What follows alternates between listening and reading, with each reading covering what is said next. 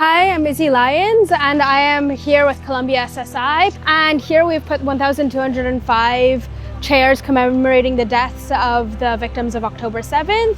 Now standing here 2 years later on a campus that's been ridden with protests and political unrest and so much division, the silence in this installation really speaks volumes. It's all to remember the wonderful people around me. Remember Barnash, remember Most, who I served with personally. Seeing each of these 1,200 chairs really underscores the sheer magnitude of all the lives lost on October 7th.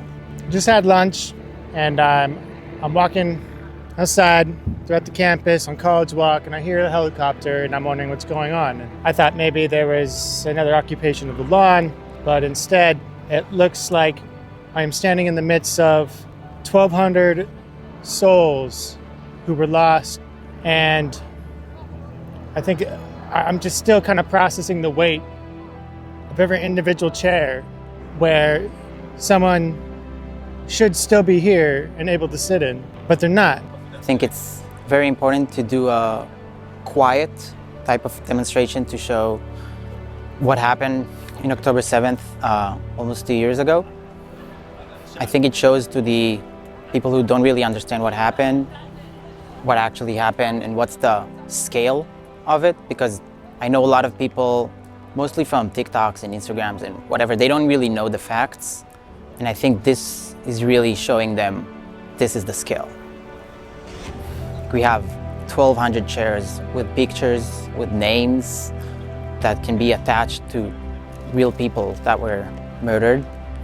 And one of them is also my dear friend Libby Meguri. She was a really good friend of mine in the army. We served together a couple of years. So many names, so many people who could have had entire stories, could have changed the world, were taken away in an instant.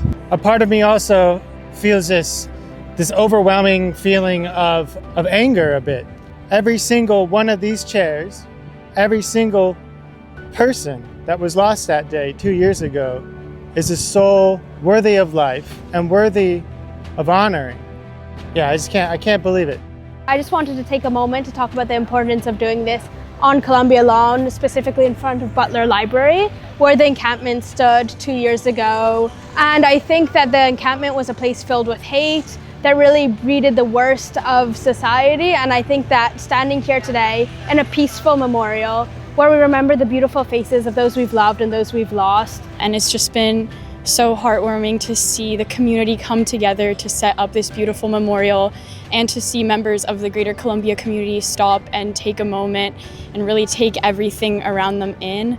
It's been really inspiring to be able to talk to people who are maybe learning about it for the first time today, and being able to raise awareness and just remember those important people who we miss every single day. We're really showing that resilience is an important value, and we, the Jewish people, we, the supporters of Israel, we, the Zionists, are still here, we're still resilient, and we still love. And I think that that's just a really important message that we wanted to get across. We need to make them keep on living. That's our objective. I'm taking it upon myself, and everyone should too.